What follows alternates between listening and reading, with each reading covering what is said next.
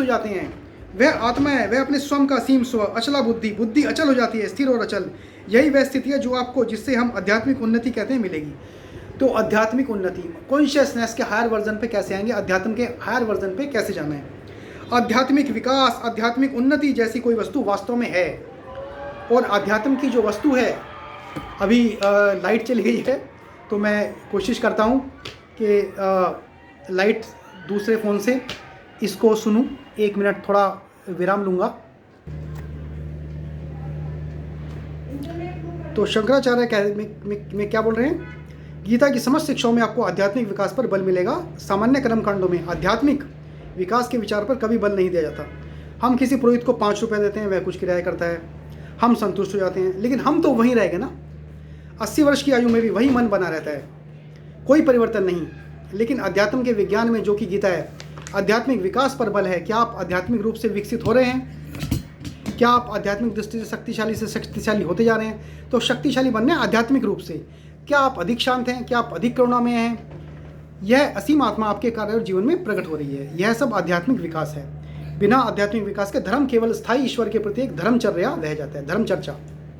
इसमें कुछ लाभ नहीं होता और इससे कई हानियाँ भी हो सकती हैं। इतनी धर्मांधता और दिखावा, यह सब धर्म में आएंगी यदि आध्यात्मिक विकास पर बल नहीं है। संसार के अधिकांश धर्मों की यही स्थिति है। विवेकानंद ने एक पत्र में लिखा था, खंड 4 पृष्ठ 408 में, विवेकानंद साहित्य के, संसार के धर्म प्राणहीन परिहास की वस्तु हो गए हैं, जो हमें चाहिए वह है चरित्र। तो चरित्र विकास पे बहुत बल दिया था विवेकानंद जी ने। इस चरित्र दृष्टि से प्रत्येक धर्म आज मर चुका है। धर्म के नाम पर हम कितनी ही दुष्टताएं, हिंसा और मानवीय भेदभाव कर सकते हैं। धर्म का आज कोई मूल्य नहीं। जिस पर बल दिया जाना चाहिए वह है स्त्री पुरुष का आध्यात्मिक विकास। जैसे शरीर का विकास होता है, ऐसे ही मन का विकास होता है, वैसे ही अध्यात्म का भी विकास होता है। तो शरीर का विकास, मन का विकास और अध्यात्म का विकास, इसी बिंदु पर बार बार बल दो। योग उपलब्धि की वस्तु है। हमें कदम दर कदम आगे बढ़ना होता है। हमें इसमें भ्रम, भय, आडंबर कुछ नहीं है, कोई प्रदर्शन नहीं। वह सरल गृहिणी अथवा खेत का मजदूर, प्रत्येक व्यक्ति अध्यात्म का विकास कर सकता है। यह हमारा जन्म सिद्ध अधिकार है। अतः लोग जीवन के हर विभाग में अध्यात्म विकसित करें। यह एक मान स्थिति होगी जब गीता अधिक से अधिक लोगों द्वारा समझी जाएगी, वैसी जैसी कि समझी जानी चाहिए। अर्थात योग आध्यात्मिक विकास व तुष्टि के रूप में हर स्त्री व पुरुष के लिए हर जगह हम अपने असीम स्व में स्थित हो जाते हैं। यह अत्यंत महत्वपूर्ण भावना है जो अपना मन, अपना कर्म और अपने अंतर्मानवीय व्यवहार को देखते हुए हमें विकसित करनी चाहिए। समाधि शब्द लीजिए, शंकराचार्य से अस्मिन समाधीयते इति समाधि कहते हैं, मतलब जिसमें मन स्थिर हो गया है उसे समाधि कहते हैं। वह क्या है? वह है आत्मा, अपने स्वयं की असीम दिव्य प्रकृति। योग के मार्ग से आप अपनी सत्य प्रकृति जान सकते हैं। कितना सुंदर विचार है। हम अपनी प्रकृति को क्यों नहीं जानते? हम अपने कैरेक्टर्स को ही नहीं जानते। यहाँ तक कि जब हमें मानसिक उन्माद होते हैं, जब कोई मानसिक विकार होता है या स्नायु विचलन होता है, हम अपनी प्रकृति खो देते हैं। उस समय हम बच्चों के जैसा व्यवहार करते हैं। जब कोई मनोचिकित्सक आता है और हमें अपनी सामान्य प्रकृति में स्थिर करता है, हम फिर से सामान्य ही हो जाते हैं। और क्या? अतः जो सबसे बड़ा काम हम कर सकते हैं वह स्वयं में बने रहना। वह क्या है? यह कि मैं आत्मा हूँ, मैं अनंत हूँ, सदा शुद्ध, सदा स्वतंत्र, सदा प्रकाश में है। यह मेरी सत्य प्रकृति है। मुझे उस स्तर तक उठना है। इस स्तर पर अभी हमें सम्मोहन की अवस्था में है। अब हम हमारी सत्य प्रकृति को न जानते हुए हम हर प्रकार की बुरी बातें करते हैं। इसलिए पश्चिम में विवेकानंद ने एक ऐसे दर्शन के रूप में वेदांत प्रस्तुत किया था जो लोगों को असम्मोहित कर सके। Non hypnotized way approach of Vedanta. लोग पहले से ही सम्मोहित हैं, दे आर ऑलरेडी हिप्नोटाइज्ड। मैं काला हूँ, मैं गोरा हूँ, जेंडर बेस्ड, मैं पुरुष हूँ, मैं स्त्री हूँ, फाइनेंशियल कंडीशन बेस्ड, मैं अमीर हूँ, मैं गरीब हूँ, ये सब सम्मोहन है। विवेकानंद का वेदांत उन्हें अपनी सत्य प्रकृति पर स्थापित करके लोगों को असम्मोहित करने के लिए है। यही योग है। तदा योगम अवाप्स्यसि, फिर तुम यथार्थ में योग प्राप्त करोगे, इसके वास्तविक अर्थों में। अतः जब यह विषय श्री कृष्ण द्वारा प्रस्तुत किया गया, अर्जुन को एक प्रश्न करने का अवसर मिला। अब तक अर्जुन केवल सुन रहा था, तो इसके बाद अर्जुन का प्रश्न आएगा। अभी अध्याय के प्रारंभ में उसने कुछ प्रश्न रखे थे और अब उसे अन्य प्रश्न करने का अवसर मिल रहा है।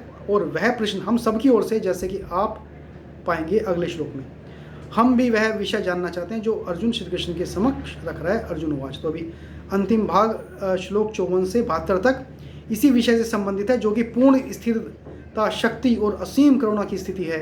मनुष्य में कुछ महान घटित हो गया है, जो भी हीन व तुच्छ था सब धुल गया है। क्या है वह स्थिति, हम जानना चाहते हैं। अतः यह प्रश्न हम सबकी ओर से अर्जुन पूछता है। तो अभी इलेक्ट्रिसिटी नहीं है यहाँ पर।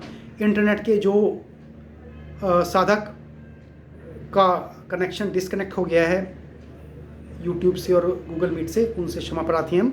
वो इस रिकॉर्डिंग को सुन सकते हैं जो हमारे कृष्ण गीता लाइव चैनल पर उपस्थित है यूट्यूब के। हम इलेक्ट्रिसिटी की वजह से इस चर्चा को यहीं पर समाप्त करेंगे। अगले सत्र में श्लोक संख्या 54 से शुरू करेंगे।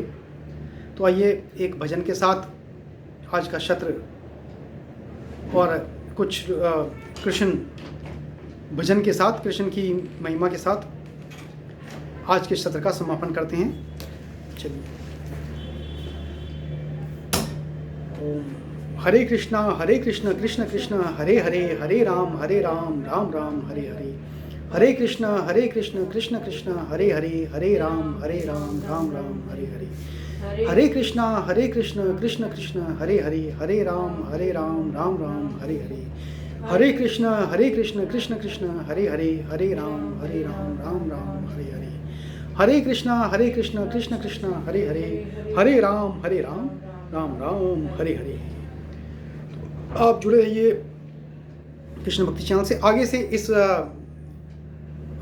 बुधवार, इस बृहस्पतिवार से हमने समय थोड़ा चेंज किया है, बदलाव किया है। अभी हम 7:30 से 8:30 के बदले शाम के 7 बजे से 8 बजे तक ये धर्म चर्चा किया करेंगे।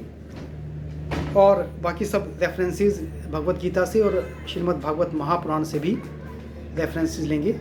तो सभी साधकों को, भक्तों को प्रणाम, श्रीमद् भगवत गीता को प्रणाम, श्री कृष्ण और परम पिता परमेश्वर को प्रणाम। जय हो, सनातन धर्म की जय हो।